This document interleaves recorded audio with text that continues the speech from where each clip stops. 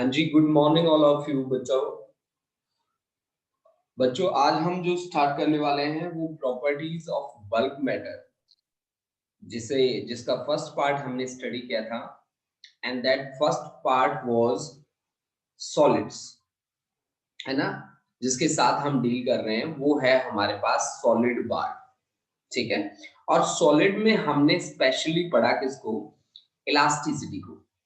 Solids में special हमने बात करी इलास्टिसिटी के बारे में, ठीक है। और इलास्टिसिटी में हमने कुछ एक बहुत ही अच्छी अच्छी चीजें पढ़ी, जिसमें हमने स्पेशली स्टडी किया हुक्स लॉ को, उसके बाद मॉड्यूलस ऑफ इलास्टिसिटी को, मॉड्यूलस ऑफ इलास्टिसिटी के टाइप्स को भी हमने पढ़ा, ठीक है। उसके बाद हमने स्ट्रेस वर्सेस स्ट्रेन ग्राफ को भी स्टडी किया। उसके साथ साथ यहाँ पे स्ट्रेस भी पढ़ के आए हम, स्ट्रेन भी पढ़ के आए हम, ठीक है। और इलास्टिसिटी के बारे में काफी अच्छी अच्छी बातें भी हमने पढ़ी है। देखो बच्चों, ये जो इलास्टिसिटी वर्ड है, इस वर्ड का मीनिंग ये नहीं है कि हाँ जी ये एक प्रॉपर्टी है जिस प्रॉपर्टी में जाके आप कहते हो कि ठीक है सर, इसमें ऑब्जेक्ट अपनी ओरिजिनल कॉन्फ़िगरेशन को दोबारा गेन कर लेता है जैसे ही एक्सटर्नल फोर्स को रिमूव किया जाता है। आपको पता है ना, इलास्टिसिटी के बारे में हमने यही बात बोली थी, और इस बात को याद रखने का तरीका भी हमने आपको बताया था। क्या बताया था हमने? हमने आपको बताया था कि इलास्टिक वर्ड हमारे घरों में कहीं ना कहीं पे यूज होता है। अब वो कहाँ पे यूज होता है इलास्टिक? तो आप सभी को पता है इलास्टिक कहाँ पे यूज होता है। उस इलास्टिक का मीनिंग क्या होता है? उस इलास्टिक का मीनिंग ये होता है कि उस पे अगर फोर्स लगाओगे तो उसकी लेंथ इंक्रीज हो जाएगी, लेकिन जैसे ही आप फोर्स रिमूव करोगे वो ऑब्जेक्ट अपनी ओरिजिनल पोजीशन को दोबारा गेन कर लेगा। इसके एग्जांपल हमने लिखे थे रबड़, इसका एग्जांपल हमने लिखा है spring, but within elastic limit they behaves as elastic, within elastic limit, है ना बच्चों, within elastic limit. Elastic limit बड़ी जरूरी होती है बेटा। अगर आप लिमिट क्रॉस कर रहे हो तो फिर वहां पे इलास्टिसिटी वर्ड आप नहीं इंट्रोड्यूस कर पाओगे, है ना। ठीक है भाई, आपने एक लिमिट से ज्यादा फोर्स लगा दी, हो सकता है स्प्रिंग क्या हो जाए, परमानेंटली डिफॉर्म हो जाए, उसकी शेप जो है वो परमानेंटली चेंज हो जाए, ठीक है। तो ऐसा आपको नहीं करना। अब बात क्या आती है? अब बात आती है आपके पास स्ट्रेस क्या चीज है। स्ट्रेस, जिसको आप कहते हो कि सॉलिड्स में ये स्ट्रेस होता है और फ्लूइड्स में ये प्रेशर वर्ड का नाम ले लेता है। तो स्ट्रेस क्या चीज है? Stress is actually force per unit area, force per unit area. एक तो आ गया बच्चों स्ट्रेस, एक आ गया आपके पास स्ट्रेन। स्ट्रेन को आप कैसे डिफाइन करते हो? स्ट्रेन को कहते हो आप कि change in configuration, configuration per unit original configuration, per unit original configuration, ठीक है ना बच्चों। उसके बाद आता है बेटा modulus of elasticity. Modulus of elasticity को आपने कहा है कि this is the ratio of stress versus strain. Stress और स्ट्रेन का जो रेशियो है वो क्या कॉन्सेप्ट इंट्रोड्यूस करता है? वो है modulus of elasticity, modulus of elasticity. अब पहले हम न्यूमेरिकल पे चलते हैं। पहला न्यूमेरिकल हमसे क्या पूछ रहा है? अमरवीर ने शायद कर दिया होगा इसे। अमरवीर, सॉल्व हो गया बेटा? सर मैंने ट्राई किया है, मुझे बस थोड़ी कंफ्यूजन आ रही है लास्ट टिप्स में। डेल्टा एल की वैल्यू 0.7 mm दी हुई है, और बाकी डायमीटर वगैरह उनका हमने यहाँ पर यंग्स मॉड्यूलस का फॉर्मूला अप्लाई करेंगे, normal stress upon longitudinal strain, तो वहां से ये फाइंड होगा आंसर। चलो हम ट्राई करते हैं ना, हम भी ट्राई करते हैं, ठीक है। किसी और बच्चे ने ट्राई किया है बेटा? इस ग्रुप में बैठे हैं इतने बच्चे, किसी बच्चे ने ट्राई किया है? बता दो भी ट्राई किया है, बस इतना सा बता दो। सॉल्व नहीं करना आप लोगों को। हाँ जी,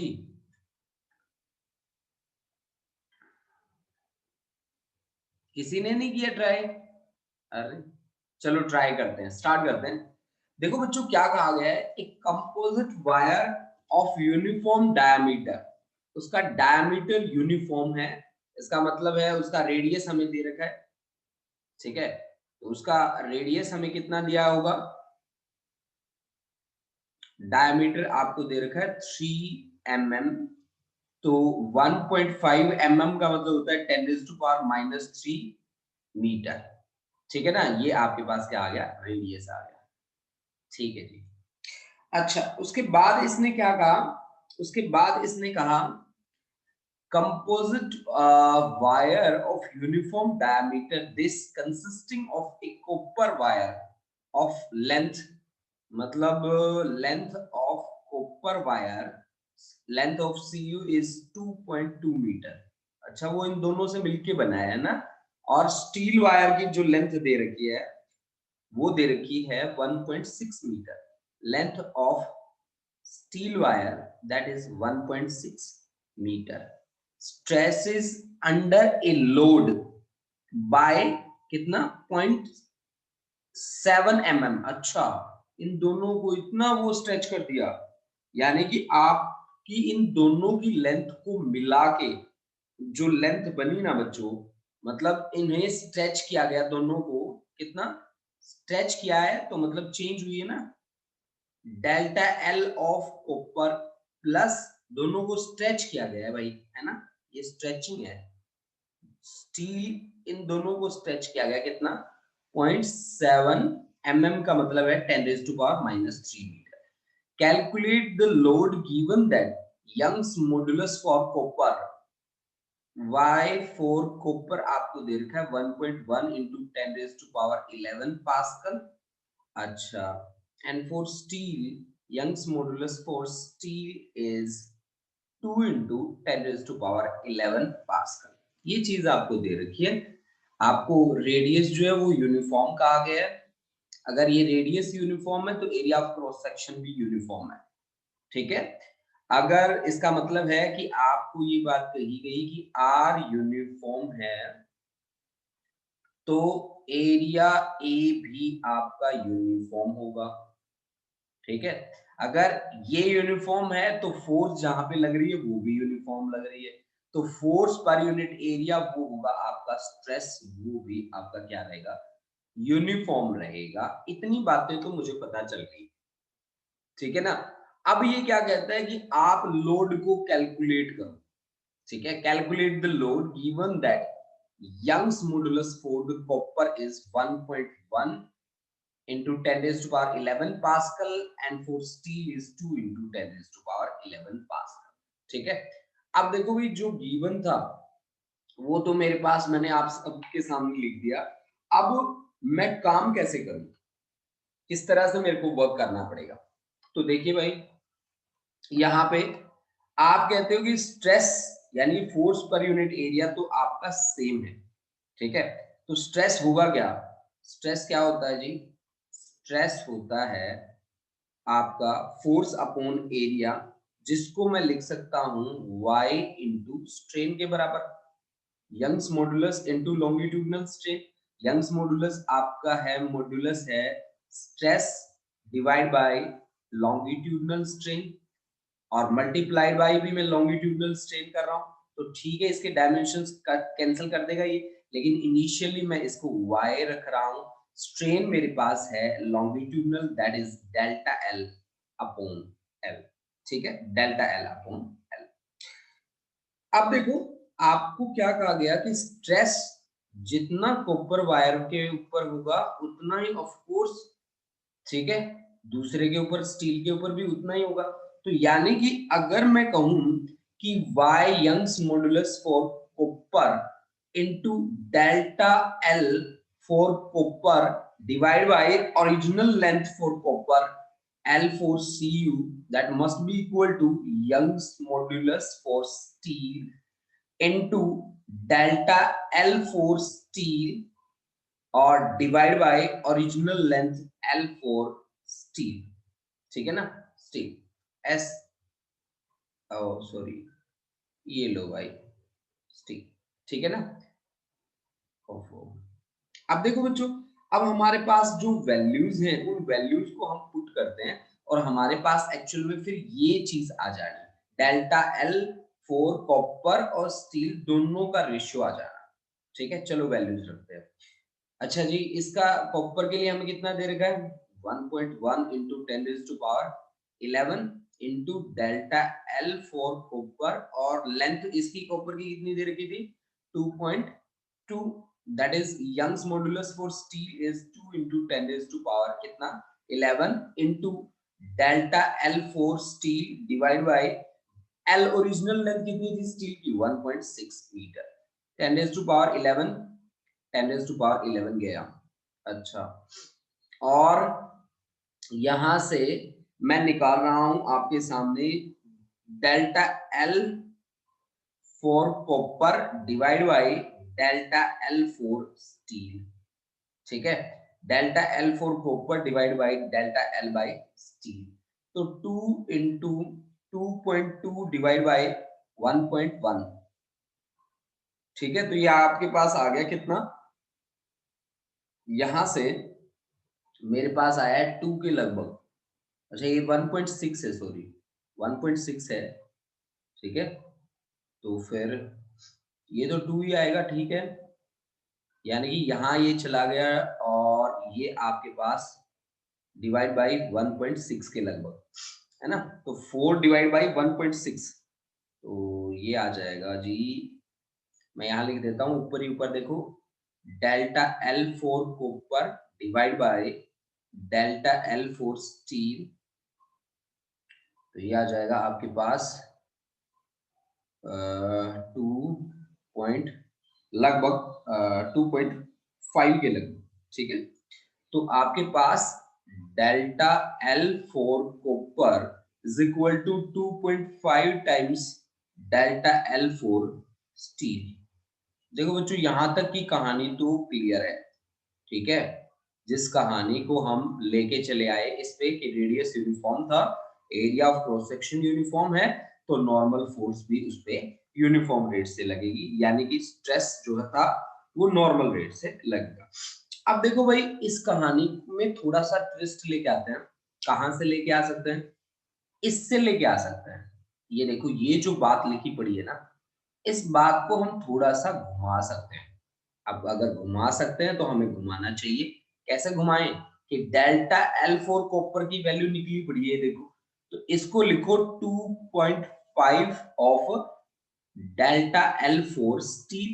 ठीक है ना, plus delta L four steel, that is equal to 0.7 into 10⁻³ बस, फिर ये आ गई यहां से 3.5 delta L four steel, that is 0.7 into 10⁻³ ठीक है ना। अब इसको डिवाइड कर दो जी, तो delta L four steel is equal to 7 divide by 35 into 10⁻³ कितना -3, तो 7 5 जा मेरे ख्याल से 35 होता है, और 1/5 into 10⁻³ that is equal to क्या, डेल्टा एल फोर स्टील। अगर यहां से हमारे पास डेल्टा एल फोर स्टील आ जाएगा, तो फिर आपके पास डेल्टा एल ऑफ कॉपर भी आ जाएगा ना, डेल्टा एल ऑफ कॉपर। अब आपको क्या चाहिए था, आपको लोड चाहिए। लोड का मतलब है आपको फोर्स चाहिए। फोर्स आप कैसे निकालोगे, फोर्स आप निकालोगे फोर्स अपॉन एरिया, आपका होता है स्ट्रेस। स्ट्रेस होता है Young's modulus multiplied by delta L divide by L, है ना। तो फोर्स या load F is equal to area, इधर चला जाएगा, यंग्स मॉड्यूलस मल्टीप्लाई हो जाएगा, और delta L divide by L. तो आप ऊपर के लिए भी निकाल सकते हो, ठीक है ना, आप ऊपर के लिए भी निकाल सकते हो और उसके लिए भी निकाल सकते हो, स्टील के लिए भी निकाल सकते हो। तो यहाँ इस रिलेशन का यूज करके फाइनल रिजल्ट निकालो। ठीक है बच्चों, समझ में आया? हाँ जी, मैसेज करो बेटा मेरे को, समझ में आया कि नहीं आया? अगर नहीं आया तो दोबारा समझा दूंगा।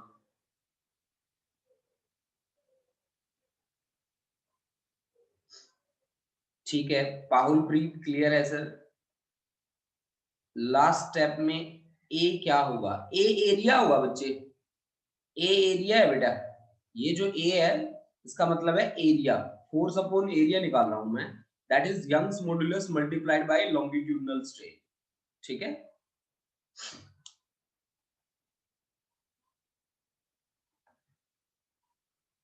बता दो बच्चों।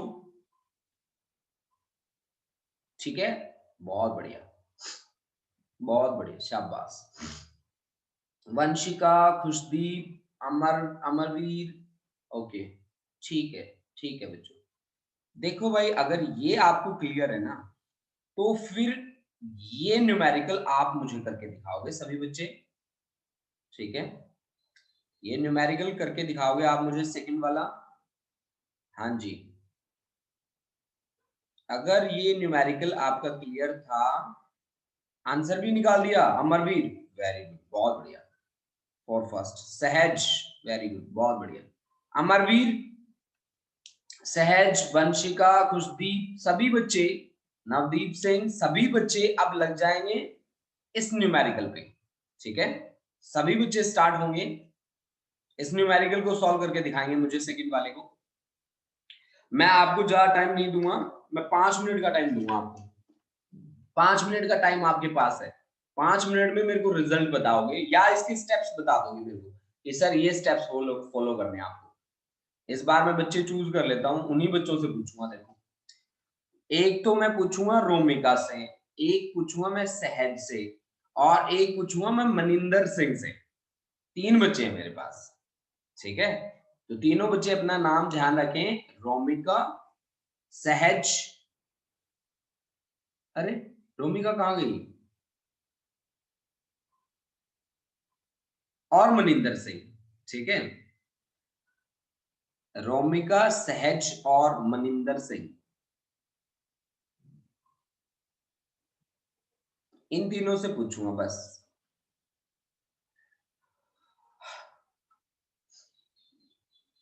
हाँ जी, इसको पढ़ लो ध्यान से, इसकी स्टेटमेंट कि ए structural steel road has a radius 10 mm।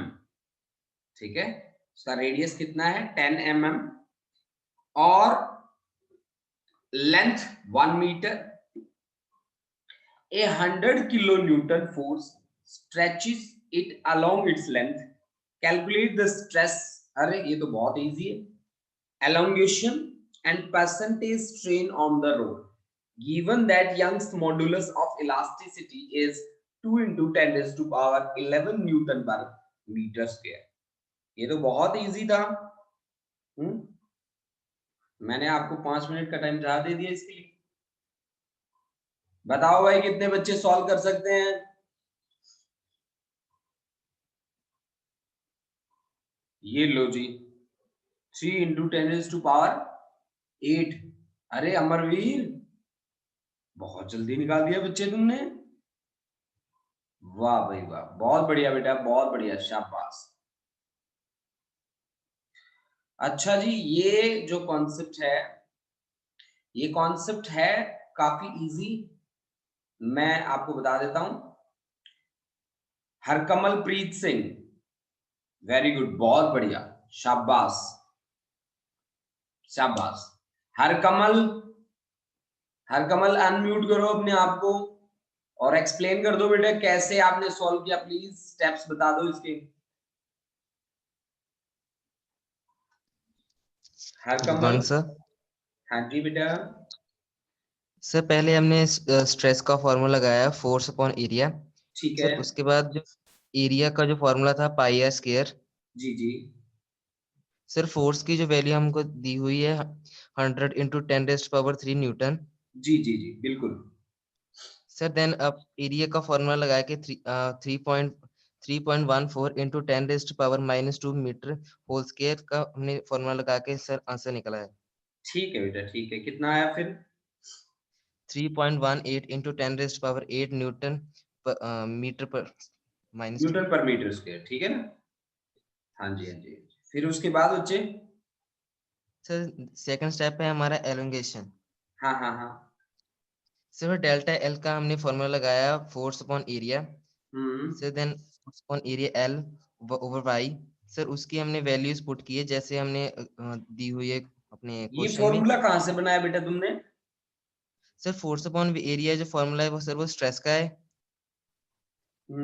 Sir delta L upon L is equal to force upon area. Delta L upon L is equal to force upon area? नहीं सर बच्चे। Over Y।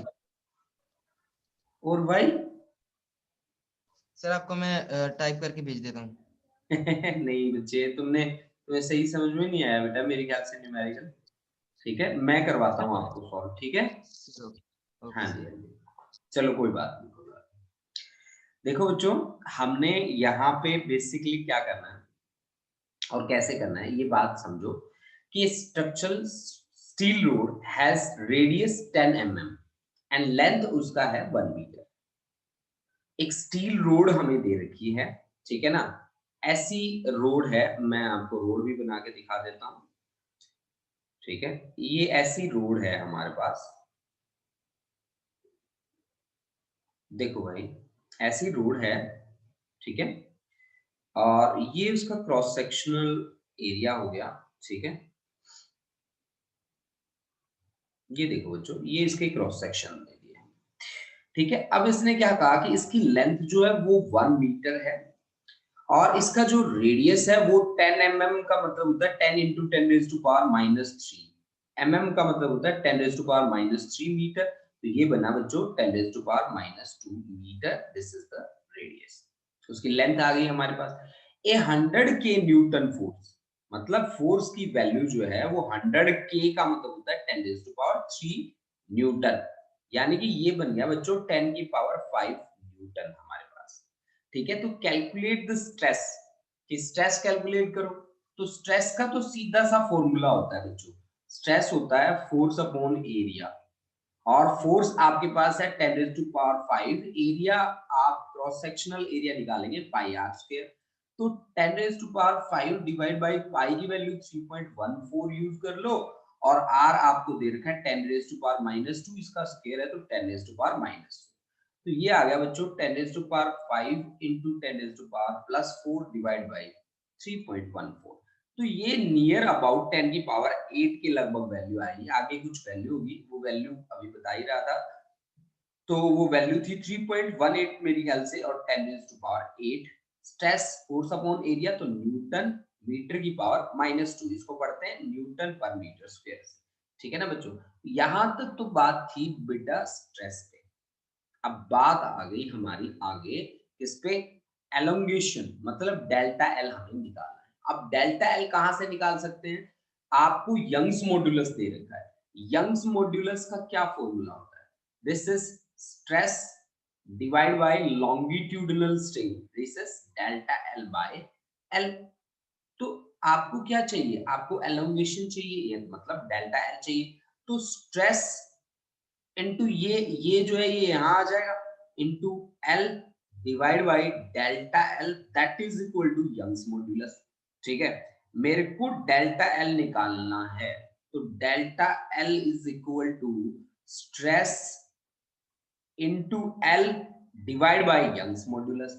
स्ट्रेस अभी अभी निकाल के आए हो आप लोग, स्ट्रेस की वैल्यू 3.18 into 10 की पावर 8, इसकी लेंथ कितनी दे रखी है? 1 मीटर, तो 1 डिवाइड बाय यंग्स मॉड्यूलस का वैल्यू कितना दिया है? 2 into 10 raised to power 11। तो इसको जब आप सोल्व करेंगे, 2 1 जा 1, 2 5 जा 10, 2 9 जा 8, है ना? और into 10 raised to power 8 ये है, 11 ऊपर आएगा तो -3 हो जाएगा। तो 1.59 into 10 raised to power -3, this is delta L actually, और इसकी यूनिट क्या होनी चाहिए? मीटर। तो डेल्टा एल आपके पास आ गया 1.59 into 10 raised to power -3। Strain निकालना है आपको, लॉन्गिट्यूडिनल स्ट्रेन।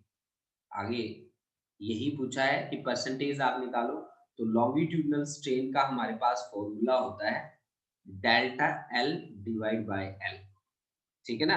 परसेंटेज चाहिए, परसेंटेज चाहिए तो 100 से मल्टीप्लाई कर दो। तो डेल्टा एल आपके पास आया 1.59 into 10 raised to power -3, और उसकी जो एक्चुअल लेंथ थी वो थी 1, इसको 100 से मल्टीप्लाई किया तो 10 raised to power 2।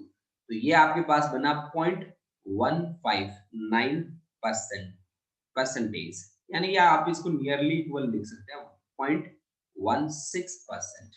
ठीक है, ये आपका फाइनल आंसर बनता है।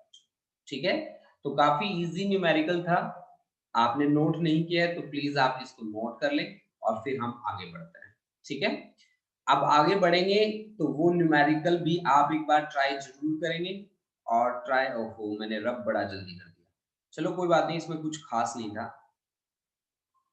हाँ जी, नेक्स्ट न्यूमेरिकल के साथ हम हाजिर हो चुके हैं। देखिए भाई, एक copper wire of length 2.2 meter, copper wire आपको दे रखा है जिसकी लेंथ है, ठीक है, 2.2 meter and a steel wire of length 1.6 है बच्चों, इसको ना 16 मीटर मत करना, इसको 1.6 मीटर कर लेना। बोथ ऑफ डायमीटर 3 mm, जिनका डायमीटर दोनों का बराबर है, पीछे वाली कहानी होगी, स्टार्टिंग का फर्स्ट न्यूमेरिकल जो था ना वैसी वैसी कहानी है, are connected end to end. अच्छा ठीक है, when stretched by a load the net elongation is found to be 0.7 mm। अच्छा, उनका जो नेट एलोंगेशन आया है, मतलब डेल्टा एल, सीधी सी बात 0.7 mm आया। Obtain the load applied, load निकालना है मतलब फोर्स निकालनी है। ठीक है, यंग्स मॉड्यूलस फॉर कॉपर दे रखा है और यंग्स मॉड्यूलस फॉर स्टील दे रखा है। अब मैं इसको सॉल्व नहीं करूंगा भाई, क्यों नहीं करूंगा, क्योंकि ये पीछे वाले को इसने कॉपी किया है। ठीक है, हाँ जी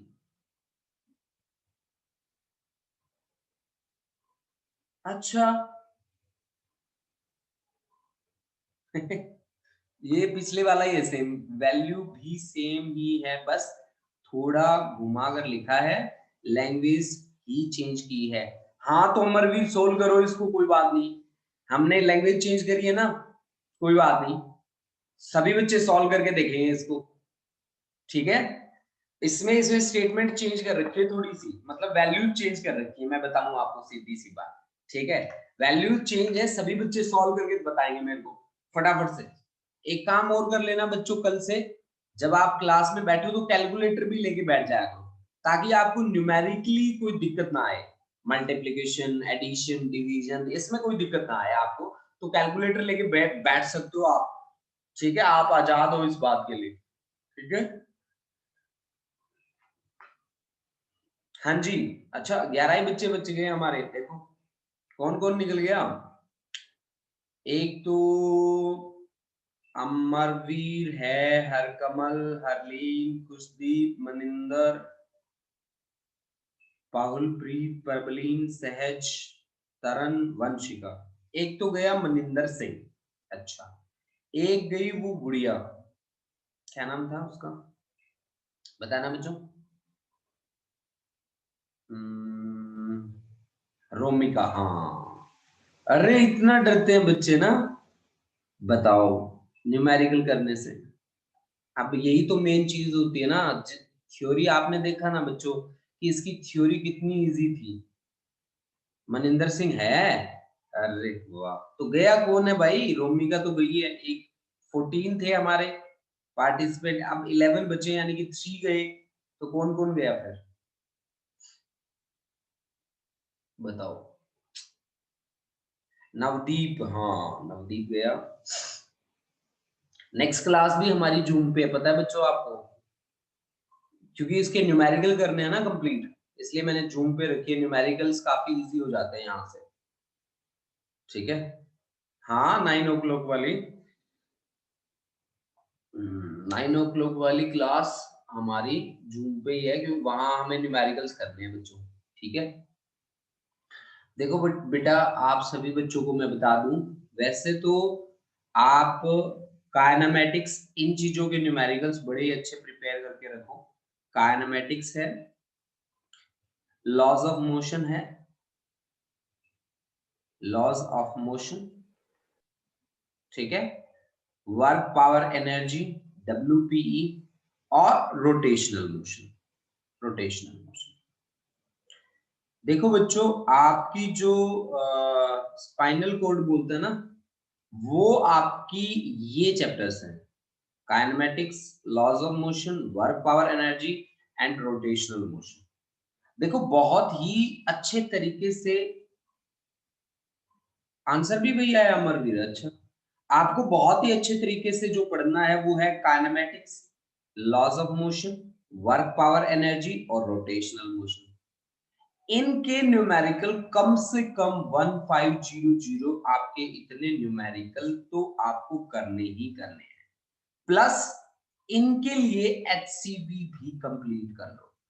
मेरी बात अगर कोई बच्चा, मैं कहता हूं अगर मेरे से कोई पर्सनली पूछता है ना कि सर मेरे को कंपटीशन प्रिपेयर करना है, तो मैं कहता हूं कि इनके कम से कम इतने न्यूमेरिकल प्लस HC वर्मा इनकी कंप्लीट कर लो।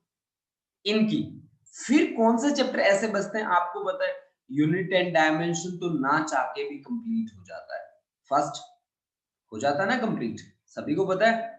यूनिट एंड डायमेंशन तो सभी को अच्छे से आता होता है क्योंकि स्टार्टिंग होती है ना 11th की, उसमें चाव बड़े होते हैं पढ़ने के, ठीक है। और ग्रेविटेशन ना चाह के भी कंप्लीट हो जाता है लगभग, ठीक है ना।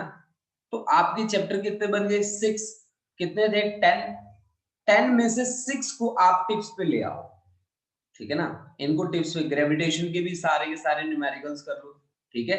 अच्छा, बाकी जो बचते हैं 4 चैप्टर्स, ठीक है, 4 चैप्टर्स जो बाकी बचे हैं उनका एनसीईआरटी कंप्लीट करके चलो, एनसीईआरटी को कंप्लीट करके चलो। देखो बच्चों, अगर आप बहुत ज्यादा सिलेबस करते हो ना, इसके कंपैरिजन में बहुत सिलेक्टेड कर लो, लेकिन बहुत ही अच्छा कर लो, ठीक है। तो वो आपके कंपटीशन को बहुत ही अच्छा प्रिपेयर करके दे देगा आपको, ठीक है। तो ये बात, मेरी बात ध्यान रखना। अब हम जो काम कर रहे हैं यहाँ पे एनसीईआरटी ज्यादा हम फोकस करेंगे इन चैप्टर्स की। मैं आपको बता दूं कि मैं जितने भी अब न्यूमेरिकल लेके आया हूँ वो सारे के सारे एनसीईआरटी के हैं, ठीक है।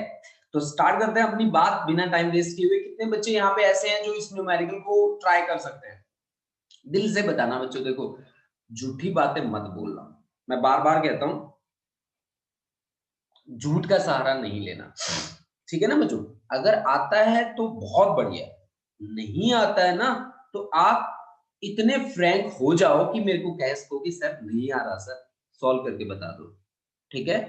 आपको क्या डरने की जरूरत है बताओ। और क्या हमारा एक ग्रुप है छोटा सा, 10-12 बच्चों का ग्रुप है, ठीक है।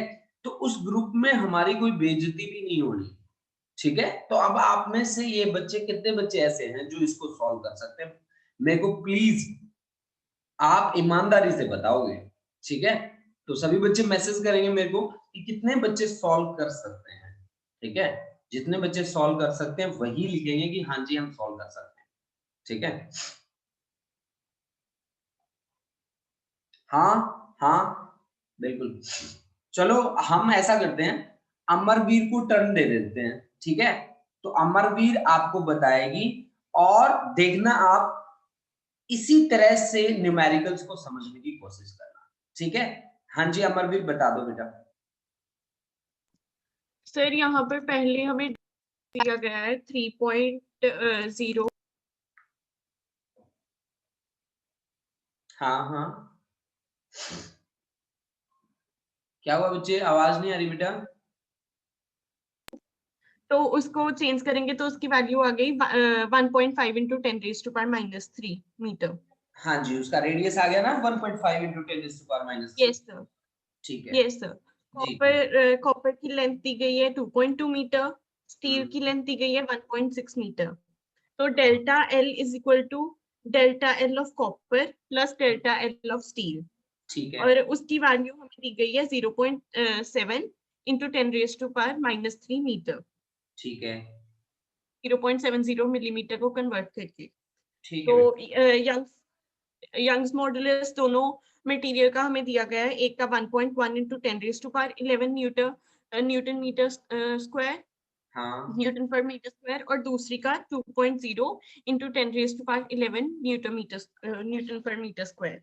जी जी तो जी रेडियस यहाँ पर भी यूनिफॉर्म है, पूरे का 1.5 इंटू 10⁻³ एरिया हम्म भी यूनिफॉर्म आ जाएगा, उससे हमारा स्ट्रेस यूनिफॉर्म हो गया। हम्म दोनों का हम स्ट्रेस कैलकुलेट करेंगे, stress of copper is equal to stress of steel, and ठीक है देन उसमें हम वैल्यू इक्वेट की Young's modulus of copper into delta L of copper divided by delta L is equal to Young's modulus of steel into delta L of steel divided by L of steel.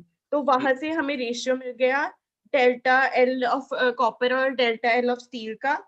तो delta L of copper is equal to 2.5 delta L of steel.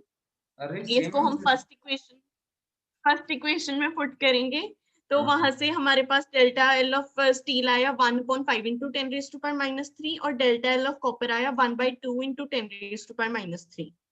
तो वहां से हम value put करेंगे force upon area is equal to Young's modulus into delta L, और वहां से हम फोर्स की वैल्यू फाइंड करेंगे जो हमारे पास आ रही है फिर 172.62 न्यूटन. जी जी जी, बहुत बढ़िया, सेम था वाला. बहुत ही बढ़िया बेटा, बहुत ही बढ़िया. Thank you. अब देखो यहाँ पे जितने बच्चे बैठे हो, आप मेरी बात सुनो ध्यान से. यहाँ देखो, पता है बेटा, मैं बार बार आपको एक बात कहता हूँ कि आप न्यूमेरिकल की स्टेटमेंट को बड़े ध्यान से पढ़ो. हाँ जी, हरकमल प्रीत, हरकमल बेटा, आपको स्टेटमेंट क्लियर हुई थी? अनम्यूट करो बच्चे अपने आप को.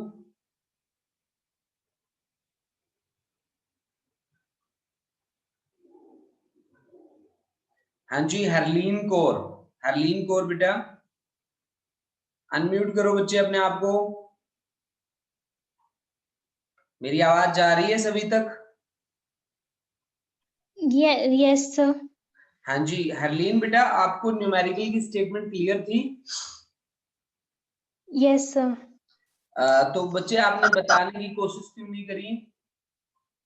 सर क्लियर थी, पर थोड़ी कैलकुलेशन प्रॉब्लम, थोड़ी सी फॉर्मूलाज में प्रॉब्लम आती है.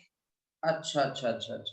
जहां भी दिक्कत आए ना हरलीन, स्टार्टिंग में पूछते जाओ. देखो, स्टार्टिंग में पूछने की आदत डाल लोगे ना तो हेजिटेशन नहीं होगी आपको, और अपने आप को अगर समझ में आता है, जैसे अमरवीर देखो बता रही है, अगर उससे गलती भी हो जाए तो हम कौन सा उसका चालान काट देंगे यहाँ पे? Yes sir. बताओ, कोई बात नहीं, गलत हो जाए तो कोई दिक्कत नहीं है ना. तो अपने आप को थोड़ा सा आगे लाना भी सीखो. समझ रहे हो आप? बहुत जरूरी है ये आज के टाइम. यस. समझ रहे हो ना बेटा? क्योंकि आप अपने डाउट्स टीचर के साथ जब तक शेयर नहीं करोगे, टीचर को पता नहीं चलेगा बेटा. और मैं बताऊं, 11वीं क्लास का ना फिजिक्स की थ्योरी पढ़ना बहुत इजी है. मैं बार बार बताता हूँ, थ्योरी 2 महीने में रट्टे मार लोगे, बट न्यूमेरिकली वर्क करना ये सबसे इंपॉर्टेंट टास्क है 11th क्लास का. Yes sir. आप बताओ, थ्योरी तो आप बहुत आराम से, मेरे ख्याल में मेरे बिना हेल्प के भी पढ़ जाओगे आप थ्योरी. मैं लिख के देता हूँ हर ये बात, ठीक है? लेकिन न्यूमेरिकली पता है, बहुत बार बहुत सारे बच्चे ये कहते हैं कि सर हमें कंपटीशन प्रिपेयर ही नहीं करना. अगर कंपटीशन प्रिपेयर ना करोगे तो भी आपको न्यूमेरिकल तो फेस करने ही करने पड़ेंगे बच्चों, है ना? लेकिन आपको तो कंपटीशन भी फेस करना है. तो कंपटीशन फेस करना है तो उसका बेस, उसकी शुरुआत कहाँ से होती है? यहीं से होती है जहां से मैं करवा रहा हूँ आपको, है ना? तो इसमें अपने आप को आगे रखा करो बच्चे, पीछे मत हटने दिया करो, ठीक है? और कॉन्फिडेंस रखा करो, कोई बात नहीं, गलत होगा तो क्या हो जाएगा, ठीक है? वो हमारा एक बच्चा है ऐसा, ईशान, आज आया नहीं है हमारे ग्रुप में, ठीक है? अदरवाइज उसकी बात आप सुनो तो वो ऐसे ही कहता है, नहीं समझ में आता, बहुत फ्रेंकली बोलता है सर नहीं आया सर. ऐसे ही बन जाओ बच्चे, आधे बेशरम टाइप, है ना? ठीक है? तो फिर आप बहुत अच्छा पढ़ पाओगे, ठीक है? मेरी बात समझ रहे हो ना बच्चे? हाँ, ऐसे मत सोचा करो कि हमारी बेइज्जती हो जानी, सर से हमने पूछ लेना, तो कुछ नहीं होना, ठीक है? बल्कि टीचर की नजरों में आप लोगों की इज्जत ज्यादा बनती है जब आप क्वेश्चंस करते हो, ठीक है? हाँ, किया करो बेटा, क्वेश्चन किया करो, ठीक है? हाँ जी, खुशदीप.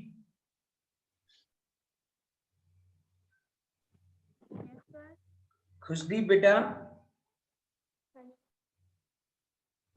आवाज आ रही है बच्चे? हाँ जी सर.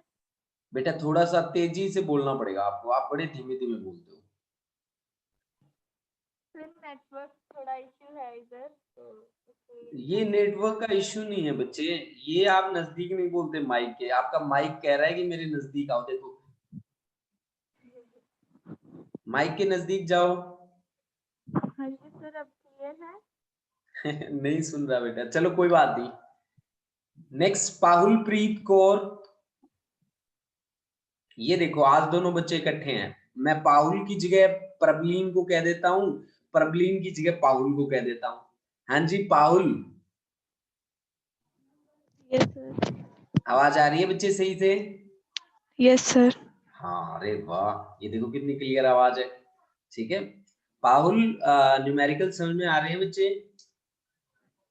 Sir yes. तो फिर आप क्वेश्चन क्यों नहीं करते?